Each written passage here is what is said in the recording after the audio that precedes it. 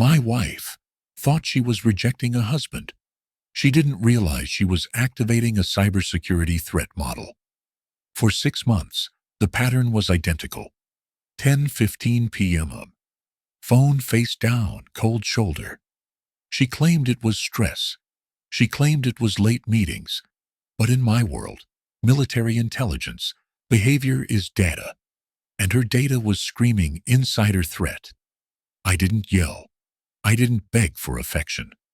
I simply switched off my emotions and turned on my recording software. While she slept, I logged every text, every GPS ping, and every business trip that didn't match the corporate calendar. She thought my silence was weakness. She had no idea I was building a 500-page dossier that would dismantle her career, her reputation, and her bank account in a single night. If you think your partner is hiding something, stop asking questions and start taking notes. Watch how I turned a heartbreak into a tactical operation. In the world of signals intelligence, we rely on a concept called the baseline. It is the standard state of a system, the hum of normal traffic, the predictable rhythm of the everyday. You have to know what peace looks like before you can identify a threat. You have to know the baseline to spot the anomaly. For the last 6 months, I had been trying to find the baseline of my marriage, but the data was corrupted. The rejection usually happened at 10:15 p.m. That was the timestamp. Natalie would come out of the master bathroom, wrapped in a silk robe that cost more than my first car, smelling of a lavender scrub she only used when she felt guilty. She would slide into bed, her back to me, creating a physical wall of silence.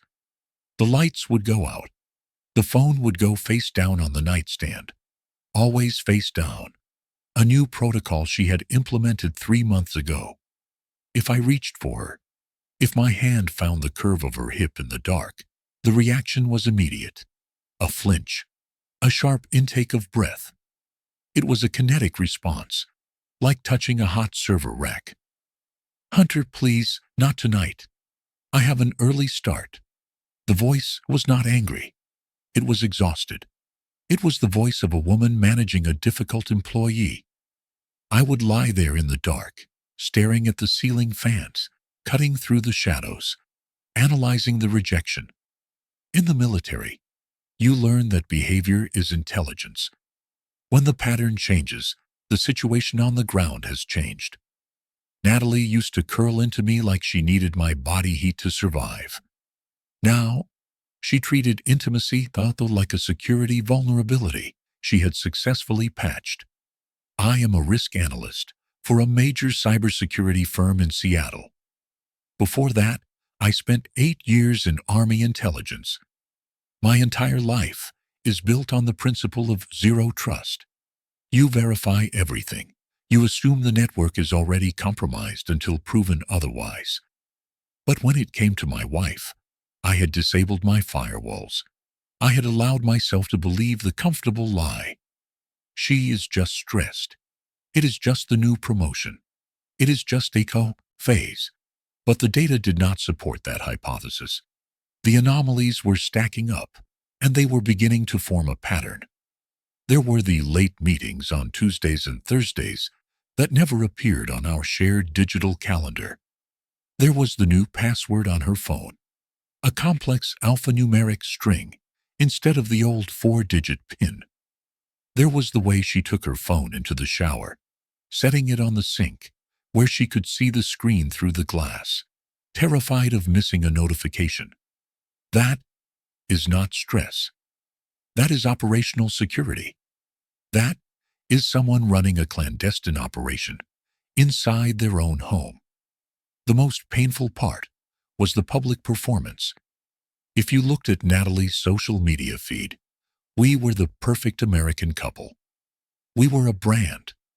Last week, at a brunch with her college friends in Bellevue, she had rested her hand on my thigh for 2 hours. She laughed at my jokes.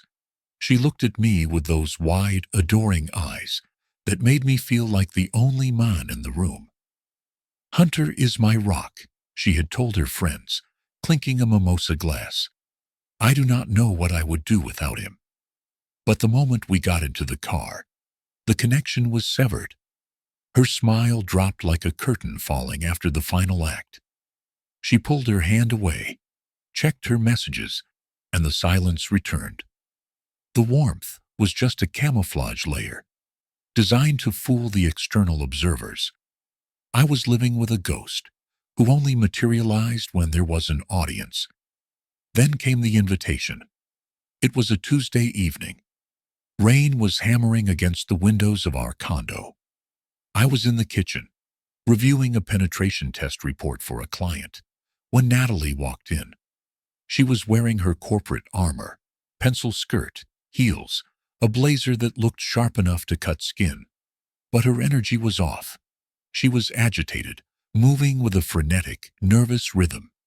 She tossed a heavy, cream-colored envelope onto the granite island. "We have to go to this," she said. It was not a question. It was a directive. I opened the envelope. Gold-embossed lettering. The Eithel Acquisition Gala.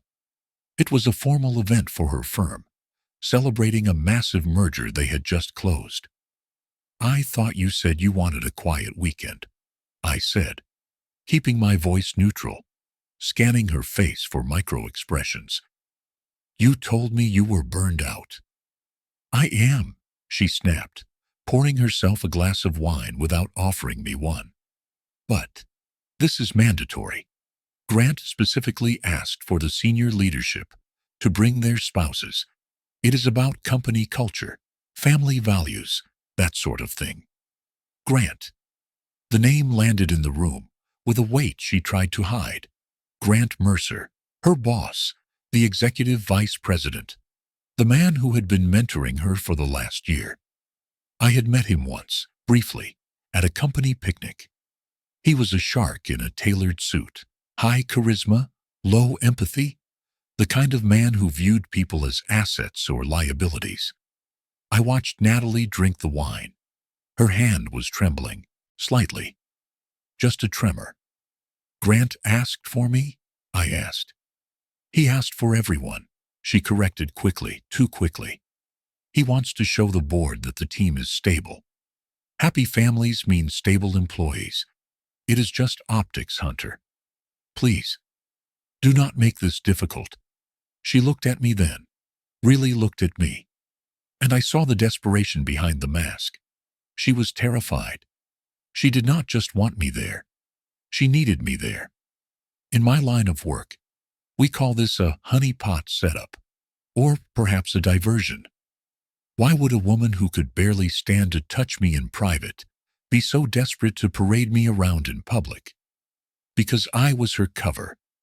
I was the authentication token she needed to bypass the firewall of public suspicion. If the loving husband was by her side, no one would look too closely at how she looked at her boss. No one would question the late nights if the marriage looked solid on the surface. I looked at the invitation, then at my wife, the woman I had sworn to protect, the woman who was currently running a masterclass in deception. My chest felt hollow, a cold, expanding void where my heart used to be. But my mind was booting up into a different mode. The emotional centers were shutting down, and the tactical analysis engines were coming online. "Okay," I said, my voice calm, steady, betraying nothing. "If it is important to the mission, I will be there." Natalie exhaled, her shoulders dropping 2 inches. Relief. She thought she had won. She thought she had successfully manipulated the asset. "Thank you," she said, finally offering a weak, practiced smile. "It is just one night. Wear the black tuxedo. You look capable in it." She walked away, heading to the bedroom to start her nightly ritual of locking me out. I stayed in the kitchen, listening to the rain. I picked up the invitation and ran my thumb over the embossed letters. I was not going to that gala to dance. I was not going to that gala to drink champagne. I was going to conduct reconnaissance. If my marriage was a compromised system, I needed to identify the threat actor. I needed to see the malware in action. And if Grant Mercer was the source of the infection, I needed to look him in the eye and see exactly what he had taken from me. I turned off the kitchen lights, standing in the dark, feeling the cold operational clarity settle over me like a second skin. The baseline was gone. The anomaly was confirmed. Now, it was time to assess the damage. The grand ballroom of the Fairmont Hotel smelled of expensive perfume, dry champagne, and desperate ambition. To the untrained eye, it was a celebration. Crystal chandeliers scattering light over 300 guests, a jazz band playing soft standards in the corner, waitstaff gliding between tables like ghosts. But to me, it looked like a target-rich environment. I walked in with Natalie on my arm. She was wearing a crimson dress, backless, aggressive, a shade of red that demanded attention. Her hand gripped my forearm, with a tension that did not match her smile. To the room, she was clutching me out of affection. To me, it felt like she was checking a frantic pulse, making sure her cover story was still alive. "Smile, Hunter," she whispered, the words barely moving her lips. "The board members are watching." "I am smiling," I replied. I was not. I was scanning. I was running a passive surveillance sweep of the room. I noted the exits. I noted the cliques forming near the bar. And then, I identified the high-value target. Grant Mercer stood near the center of the room, holding court. He was taller than I expected, with the kind of silver fox hair that requires a stylist and a jawline that looked like it had been chiseled out of old money. He was wearing a tuxedo that fit him with annoying perfection. He was laughing at something a junior associate said, but his eyes were not smiling. They were scanning too. And then they locked onto Natalie. The change in him was subtle, but I caught it. A predator recognizing prey, or perhaps recognizing property. He broke away from his circle and moved toward us. He moved with the easy confidence of a man who owns the building, the company, and everyone inside it. "Natalie," Grant said. His voice was a rich baritone, projected just loud enough for the surrounding tables to hear. "You look spectacular." He didn't look at me. Not yet. He stepped into her personal space, violating the standard social proxemics by about 6 inches. It was a power move, a dominance display. "Thank you, Grant," Natalie said. Her voice pitched up an octave. She released my arm slightly, a subconscious disengagement. "This is my husband, Hunter." Grant finally turned his gaze to me. It was dismissive, a quick up and down, assessment of my threat level. He extended a hand. His grip was firm but brief. He shook my hand like he was dismissing a servant. "Hunter," he said. "Good to finally meet the man behind the myth. Natalie talks about you. Occasionally." It was a dig, a calculated insult wrapped in politeness. "She talks about you constantly," I replied, keeping my voice flat, my face a mask of neutral boredom. Grant's smile tightened at the edges. He turned back to Natalie, effectively cutting me out of the conversation loop. "I hope you are ready for the presentation later. The merger numbers look incredible. You really outdid yourself on the due diligence, Nat." Nat. A nickname. A privilege token. I had never heard anyone call her Nat. He reached out and brushed a stray lock of hair from her shoulder. It was a casual, intimate gesture. In a boardroom, that is harassment. Here, in the blurred lines of a corporate gala, it was plausible deniability. But I saw Natalie lean into the touch, just for a fraction of a second, before she remembered I was standing there. The air between the three of us grew heavy. I stood silent, observing the data flow. The way he looked at her mouth when she spoke. the way she angled her body toward him and away from me. They were communicating on a frequency I was not supposed to hear. Then, the band shifted tempo. The drummer brushed a slow, sultry rhythm. The lights dimmed. Grant took a step back, opening his posture to the room. He raised his champagne glass, drawing eyes toward us. "You know," Grant announced, his voice booming slightly, "we should celebrate this merger properly. We have worked 18-hour days for 6 months. We have sacrificed weekends. We have sacrificed sleep." He looked down at Natalie, his eyes gleaming with a mix of arrogance and desire. "Natalie, you have been the MVP of this deal." The crowd applauded politely. Natalie flushed, looking down, feigning humility. Grant extended his hand, palm up, an invitation, a command. "Dance with me," he said. It was not a question. He did not ask me, "Do you mind if I steal your wife?" He did not offer a polite nod to the husband standing 2 feet away. He simply reached for what he believed was his. The table next to us went quiet.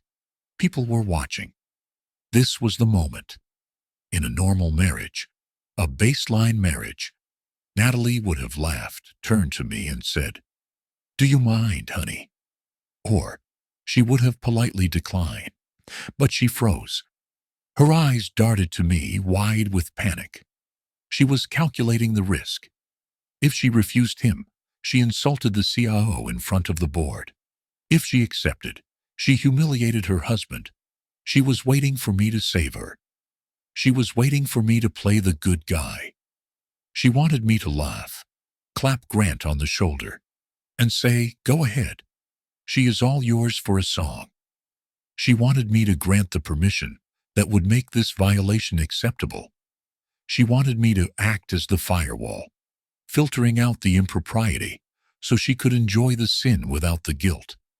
I looked at her. I looked at Grant's outstretched hand, and I made a tactical decision. I did not speak. I did not smile. I did not give permission. Instead, I took one slow, deliberate step backward. It was a small movement, maybe 20 inches, but in the language of the room, it was a chasm. I removed myself from the equation. I withdrew my protection. I stripped away the cover of the supportive husband. Natalie's face went pale. She realized in real time that she was alone. I stood there, hands clasped behind my back, calm, cold, watching. I left her exposed under the crystal lights. Grant's smile faltered. He sensed the vacuum I had created. He looked at me expecting anger, expecting a challenge, but I gave him nothing. I was just a camera recording the event. "Well," Grant said, the charm starting to crack, his tone sharpening. "Come on, Nat. Don't leave me hanging." She looked at me one last time, begging with her eyes, "Save me. Please." I held her gaze. My expression was empty. "You built this system," my eyes said. "Now you run it." Trembling, Natalie placed her hand in Grant's. It was a surrender. As he pulled her onto the floor, a ripple of whispers moved through the nearby tables. It wasn't loud, but it was there. The optics were wrong. The husband was standing alone, stone-faced, while the boss held the wife a little too close, his hand resting too low on the small of her back. I watched them turn in the spotlight. I saw Grant whisper something in her ear. I saw her close her eyes, a look of pained ecstasy crossing her face. They thought I was the victim standing on the sidelines. They thought I was the cuckold being paraded for sport. They were wrong. I wasn't a victim. I was an investigator gathering evidence, and they had just given me the smoking gun. As the music swelled and Grant spun her around, displaying his prize to the room, I felt the final traces of affection for my wife evaporate. The emotional centers of my brain finally went dark. The operational core took full control. I checked my watch. 9:42 p.m. Event logged. Breach confirmed. Now it was time to respond. The drive home was a study in acoustic warfare. Silence can be a weapon, heavy and suffocating, used to punish the enemy for non-compliance.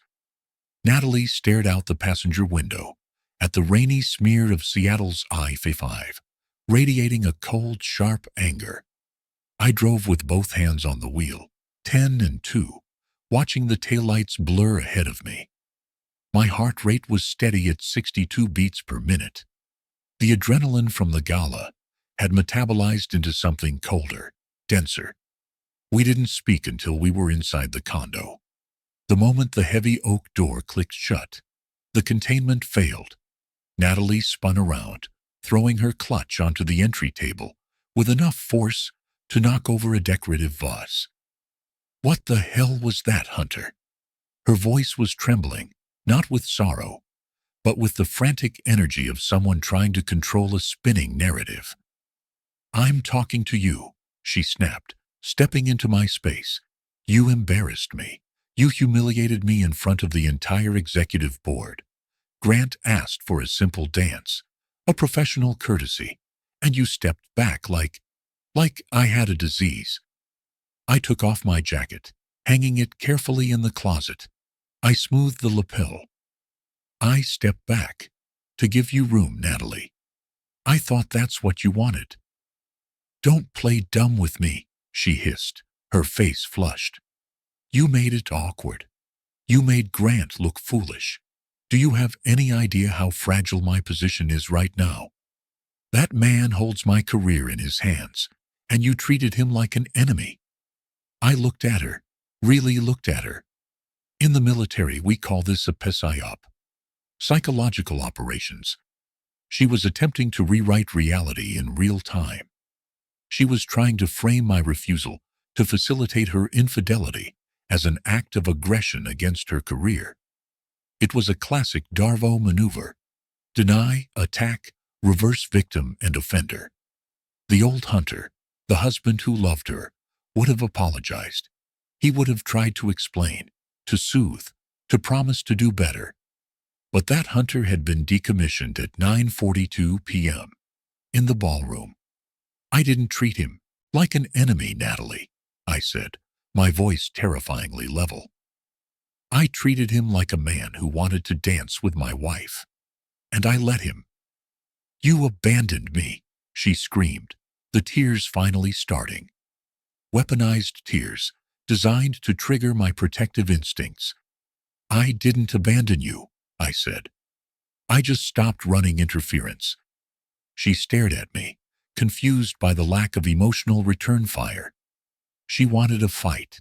She wanted screaming. Screaming is intimacy. It implies I still care enough to lose control. My calm was a foreign language she couldn't parse. "I'm going to bed," she spat, turning on her heel. "Do not wake me up. I have a headache." "Understood," I said. She slammed the bedroom door. The lock clicked. I stood in the dark hallway for a moment, listening to the silence settle back over the house. Then, I walked to my home office and locked the door behind me. It was time to go to work. I sat down at my desk, surrounded by the hum of my servers. The blue light of the monitors washed over my hands. I didn't feel like a husband anymore. I felt like an incident response lead walking into a building that was already burning. I opened a new encrypted volume on my secure drive. I named the folder Case the Gun 1 Homefront. In cybersecurity, the most critical step after a breach is the chain of custody. You have to document everything, every log, every packet, every timestamp. If you don't document it, the attacker will claim it never happened. They will claim it was a glitch, a misunderstanding, a user error. I pulled out my phone and opened the calendar app. I started cross-referencing. Item 1. Natalie's late meetings. I cross-referenced her Google Calendar with our joint credit card statements. Result: March 12th. Calendar says, late strategy session, office. Credit card shows a charge at the Nest, a rooftop bar, at 11:30 p.m., followed by an Uber charge at 2:15 a.m. I took a screenshot, time-stamped it, dropped it into the folder. Item 2. The text messages. I didn't have her phone, but I had the metadata from our carrier bill. Result: a pattern of high-volume data usage and SMS bursts to a number ending in 8842. The bursts always happened during my work hours or immediately after she picked a fight with me. I logged it. Pattern of life analysis suggests secondary comms channel. I worked through the night. I wasn't angry. I was efficient. I was building a threat model. Grant Mercer wasn't just a lover. He was a systemic risk. He was the CEO. He controlled the narrative, the money, and the witnesses. Natalie was the insider threat, compromised, manipulated, and now acting as a proxy for the external attacker. I pulled up the financials, joint savings, investments, the mortgage. I began mapping the asset surface. If this marriage was a corporation, it was heading for liquidation. I needed to ensure I wasn't left holding the toxic assets. I drafted an email to a forensic accountant and a family law attorney I knew from my days contracting for the DoD. I didn't send it yet. I just saved it to the drafts. Project Separation of Duties. Around 3:00 a.m., the adrenaline finally faded, leaving a cold, dull ache in my chest. I looked at the folder on my screen. It was small, but it was growing. It was the start of a dossier that would eventually destroy the life I had built for 10 years. I felt a phantom urge to go into the bedroom, wake her up, and beg her to tell me none of it was true. To tell me I was paranoid. To reset the system to the last known good configuration. But you can't restore a corrupted backup. I closed the laptop. I didn't go to the bedroom. I slept in the guest room, on top of the covers, fully dressed. The next morning, Natalie found me in the kitchen making coffee. She looked wary, expecting the fight to resume. She was ready with her defenses, her excuses, her gaslighting scripts. "Hunter," she started, her voice soft, testing the waters. "About last night, I was just stressed. I didn't mean to snap." She waited for me to apologize. I poured a cup of black coffee. I turned to her. My face was a firewall, smooth, blank, impenetrable. "It's fine, Natalie," I said. "We don't need to discuss it." She blinked. She didn't know how to process the lack of friction. "Okay," she said uncertainly. "Are we good?" "We are operational," I said. She didn't ask what that meant. She just took the coffee and left for work, relieved that she had gotten away with it. She didn't see the hard drive on my desk. She didn't see the logs. She didn't know that she was no longer my wife. She was now the target of an active investigation. In cybersecurity, deep packet inspection is the process of stripping away the header of a data packet to see what is actually inside the payload. Most traffic looks legitimate on the outside. Standard protocols, correct routing, valid timestamps. But when you break the encryption and look at the raw code, that is where you find the malware. My marriage had valid headers. We had the joint bank account, the lease, the Sunday dinners. But I was done looking at the headers. It was time to inspect the payload. The breakthrough didn't come from a hack. It came from human intelligence. I was at a coffee shop near Natalie's office, waiting for a client, when I saw Chloe, Natalie's executive assistant. Chloe was young, overworked, and currently carrying 4 lattes in a cardboard carrier. She spotted me and offered a tired, sympathetic smile. "Hi, Hunter," she said. "Is Natalie okay? She's been intense lately." "You know Natalie," I said, keeping my voice easy. "Perfectionist. How is the Denver project going?" She said the site visits were exhausting. Chloe frowned, her brow furrowing in genuine confusion. "Denver? We don't have a project in Denver. The team has been in Napa for the leadership retreat all week. Ping. Discrepancy detected. I kept my face perfectly still. Right, I corrected smoothly, covering her tracks better than I did. Napa. I got the weeks mixed up. My mistake. Chloe relaxed. Yeah. Well, tell her to breathe. Grant is keeping them running 24/7. I walked away with my coffee, but the world had tilted on its axis. Natalie had told me she was in Denver for site inspections, hard hats, dust, bad hotels. She was actually in Napa Valley, drinking wine on the company dime. I went home and initiated the digital forensics. I didn't need to hack her company. That would be illegal and would compromise the chain of evidence. I just needed to look at the devices she brought into our secure perimeter. Natalie had a bad habit of syncing her work calendar to our shared family cloud. So, I would know when she was busy. She also used her personal iPad to approve expenses because the company interface was clunky. I opened the iPad. I didn't need her passcode. I was the admin for our home network. I navigated to the deleted items folder in her email client. Users always assume delete means destroy. In reality, delete just moves the file to a different directory.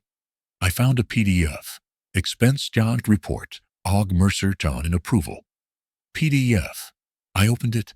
It was a receipt for the Silverado Resort and Spa in Napa. 2 nights, 1 suite, 2. The presidential bungalow. The cost was $4,200. But it wasn't the price that made my blood run cold. It was the itemization. Consulting services? Team building? I cross-referenced the dates with the company's compliance policy, which was publicly available on their investor relations page. Spousal travel was not covered. Executive suites required board approval. Then I found the second file, an email thread between Natalie and Grant. Subject, reimbursement. From Grant Mercer to Natalie Blake. Don't worry about the limit. Put it under client acquisition. I'll override the flag in the system. You earned this, Nat. Consider it a bonus for being so flexible. I sat back in my chair, the glow of the screen illuminating the dark office. The silence in the room was deafening. This wasn't just adultery. This was embezzlement. Grant Mercer was using shareholder money to fund his affair. He was misclassifying expenses to cover up a sexual liaison with a subordinate. In the corporate world, this is a compliance grenade. It creates a hostile work environment. It violates fiduciary duty. It exposes the company to massive liability. And Natalie? She wasn't just a cheater. She was an accomplice. She had traded her body not just for pleasure, but for professional advancement. The flexibility Grant mentioned. I looked at her promotion timeline. She had jumped 2 pay grades in 6 months, the exact timeline of the affair. Quid pro quo. I felt a wave of nausea, physical and violent. The woman I had married, the woman I had sworn to protect, was engaging in the kind of cheap, transactional corruption I spent my career fighting. She wasn't a victim of a charming boss. She was a willing participant in a fraud scheme. I stopped looking at her as my wife. The emotional connection was severed completely now. She was a threat actor. I started building the dossier. I wasn't just saving screenshots anymore. I was building a legal case file. Exhibit A, the hotel receipt with the false coding. Exhibit B, the email form Grant authorizing the override. Exhibit C, the GPS metadata from her car, which we co-owned, showing it parked at the resort, not the Denver construction site. Exhibit D, the calendar invite, titled Strategy Session, that overlapped with the spa appointment. I organized the files with the precision of an internal auditor. I created a timeline. I mapped the financial flow. I realized then that I held the nuclear codes. If I released this information, Grant wouldn't just lose his marriage, He would be fired for cause. He would face a board inquiry. He might face civil litigation. Natalie's career would be over, blacklisted from the industry for expense fraud. The power dynamic shifted instantly. For months, I had felt helpless, waiting for her to choose me. Now, I held their professional lives in a folder named System Audit Final. But you don't detonate a grenade in a closed room unless you want to die too. I needed to secure my position. I needed to separate my finances from hers so that when the lawsuit hit, my assets weren't frozen along with hers. I needed to ensure that my discovery of this material was accidental and legal. I closed the iPad. I wiped my fingerprints from the screen. I placed it back on the coffee table exactly 6 degrees off-center, just as she had left it. When Natalie came home that night, she was complaining about the dust in Denver. She coughed, playing the part of the weary traveler. "It was brutal," she said, kicking off her heels, drywall everywhere. I looked at her. I saw the lie. I saw the resort invoice. I saw the fraud. "Sounds rough," I said, my voice calm, flat, terrifyingly normal. "You should hydrate. You look expensive." She didn't catch the double meaning. She just nodded and poured herself a glass of wine. I watched her drink it. I wasn't angry anymore. I was just waiting for the transfer of assets to clear. The investigation was complete. The evidence was conclusive. Now, it was time to plan the collapse. The most dangerous phase of a cyber attack is not the breach itself. It is the dwell time, the period where the intruder sits inside the network, undetected, mapping the infrastructure and escalating privileges, waiting for the perfect moment to execute the payload. For 3 weeks, I lived in dwell time. I became the perfect husband again. I cooked dinner. I asked about her day. I listened to her complain about the incompetence of her junior staff. I created a facade of normalcy so convincing that Natalie actually relaxed. Her shoulders dropped. The password on her phone didn't change, but she stopped taking it into the bathroom every single time. She thought the storm had passed. She thought she had successfully managed the risk. She didn't realize she was living in a sandbox environment I had built specifically to contain her. While she slept, I was executing the logistical dismantling of our life. I took half days off work, meeting my attorney in a nondescript office in Bellevue. We drafted the separation agreement. It was a cold document, clinical, fair, and devastatingly final. "We need to move the liquid assets first," my lawyer, a sharp-eyed man named Elias, told me. "If this turns into a war, she'll try to freeze the accounts. We need to firewall your inheritance and your premarital investments." I authorized the transfers. I moved funds into secured accounts she couldn't touch. I changed the beneficiaries on my life insurance and my 401k. I removed her authorization from my credit cards. I didn't cut her off. That would alert the target. But I lowered the credit limits slowly, incrementally, tightening the noose so gradually she wouldn't feel the constriction until she tried to breathe. Then came the professional strike. I sat in a library 3 towns over, using a public terminal and a VPN. I navigated to her company's third-party ethics compliance portal. It was an anonymous whistleblowing system designed for Sarbanes-Oxley compliance. It was a one-way channel. You upload the data, they investigate. No names, no IP tracing. I uploaded the dossier. File 1. The doctored expense reports. File 2. The email chain authorizing the fraud. File 3. The timeline of Grant Mercer's approval of her promotion, coinciding with the hotel dates. I didn't add a narrative. I didn't write a tearful story about my broken heart. I just wrote one sentence in the comment field. Potential violation of fiduciary duty and misappropriation of company funds by executive leadership. I clicked Submit. The screen flashed green. Report ID start 842X. It was done. The logic bomb was planted. Now I just had to wait for the corporate machine to process the code. Compliance departments are slow, bureaucratic beasts, but once they start eating, they don't stop until they hit bone. The shift in the house was palpable. Natalie, sensing the calm, started to mistake my silence for submission. She thought she had broken me in, that I had accepted my place as the prop in her life. And because she felt safe, she started to reach out. It happened on a Thursday, the same night of the week she used to reject me. I was reading in bed, the blue light of my tablet reflecting off my glasses. Natalie came out of the bathroom. She wasn't wearing the thick armor-like robe she had worn for months. She was wearing a silk slip, thin and inviting. She had put on perfume, the expensive stuff. She climbed into bed and didn't turn away.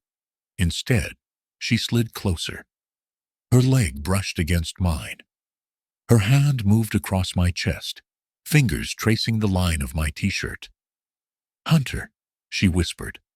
Her voice was husky, a tone I hadn't heard in a year. "You've been so good lately, so patient."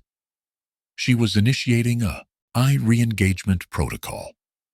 In toxic relationships, when the manipulator feels the victim pulling away, they use intimacy to hook them back in. It is called hysterical bonding. She wanted to reset the control dynamic. She wanted to prove to herself that she could still access the system whenever she wanted. She leaned in to kiss me. I didn't flinch. I didn't recoil. I simply didn't respond. I was a statue. She pulled back, confused. "Hunter?" I placed my hand on her wrist and gently, firmly moved it away from my chest. "I'm tired, Natalie," I said. My voice was identical to the one she had used on me for months. Flat, disinterested, final. "But—" She looked stunned. It's barely 10 o'clock. "I have an early briefing tomorrow," I said, turning my back to her. "We need to sleep." "Are you serious?" Her voice spiked with sudden, sharp indignation. "I am trying here, Hunter. I am trying to be close to you. And I am trying to sleep," I replied, staring at the wall. "You're punishing me," she accused, sitting up. "Is that what this is? Some kind of passive-aggressive game because of the gala?" I didn't answer. I didn't need to. The silence that filled the room was heavy, but for the first time in a long time, it wasn't crushing me. It was crushing her. I lay there, listening to her breathing hitch. She was experiencing the error message I had lived with for 6 months. Access denied. She eventually turned off the light, slamming the switch with unnecessary force. She rolled to the far edge of the bed, radiating anger. She didn't know that the anger was useless. She didn't know that the early briefing I had the next morning wasn't a meeting. It was the moment I would check the status of report to your 88042X. She thought she was fighting for her marriage. She didn't realize she was already a casualty. The eviction notice wasn't just for the bed. It was for her life. I closed my eyes and slept deeper than I had in years. The siege was over. The counteroffensive had begun. In cybersecurity, a 0-day is a vulnerability that is exploited before the developer is aware it exists. There is no patch. There is no defense. You hit the system hard, fast, and total collapse is the only outcome. The setting for the detonation was the private dining room of the Capitol Grill. Mahogany walls, dim lighting, and steaks that cost more than a weekly mortgage payment. It was the closing dinner for the merger, the victory lap. Natalie sat next to me, her hand resting on my knee under the white tablecloth. She was vibrating with anxiety. She knew something was happening at the office, a freeze on certain accounts, a weird look from HR. But she didn't know the extent of it. She was using me as a grounding rod, channeling her stress into my silence. "Just get through tonight," she had whispered in the car. "Grant is edgy. Just be the supportive husband, please." Grant Mercer sat at the head of the table, loud and boisterous, ordering bottles of Cabernet. But his eyes were darting around the room, checking his phone every 30 seconds. He looked like a man hearing footsteps behind him in a dark alley. The dinner proceeded with the usual corporate theater. Toasts were proposed. Egos were stroked. Then the door opened. It wasn't a waiter. It was David Thorne, the company's general counsel, flanked by two men in dark suits who didn't look like lawyers. They looked like forensic security. The room went dead silent. The clinking of silverware stopped. Grant stood up, his napkin falling to the floor. "David, what is this? We're in the middle of a celebration." "Sit down, Grant," Thorne said. His voice was devoid of warmth. It was the voice of the institution protecting itself. "This is a private dinner," Grant blustered, his face reddening. "You can't just—" "I said sit down," Thorne snapped. "Your access badges have been revoked. Your company devices have been remotely wiped as of 10 minutes ago. We are executing a suspension order pending the results of a board inquiry into embezzlement, expense fraud, and gross misconduct." Natalie's hand clamped onto my knee so hard, her nails dug through the fabric of my trousers. She looked at me, eyes wide, pleading, "Do something." "This is ridiculous," Grant stammered, his eyes scanning the room for a scapegoat. He landed on Natalie. This is a mistake," Grant said, pointing a shaking finger at my wife. "If there are irregularities in the expenses, talk to her. She handles the logistics. She booked the hotels. I just sign what she puts in front of me." The room gasped. It was a textbook pivot. The predator eating its own young to survive.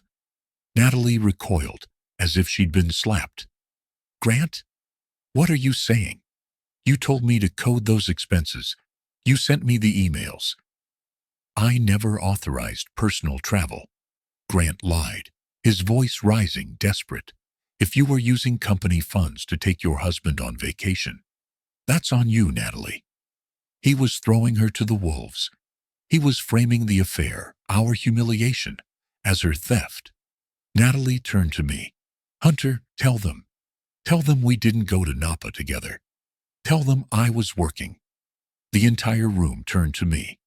The general counsel, the colleagues, Grant, Natalie. They were all waiting for the husband to speak, to defend his wife's honor, to provide the alibi. I stood up. I buttoned my jacket. I felt incredibly calm. My heart rate was resting at 58. "He's right," I said, my voice clear and projecting to the back of the room. Natalie exhaled, a sob of relief escaping her throat. She thought I was agreeing with her. "We did not go to Napa together," I continued. I reached into my jacket pocket and pulled out a sleek black USB drive.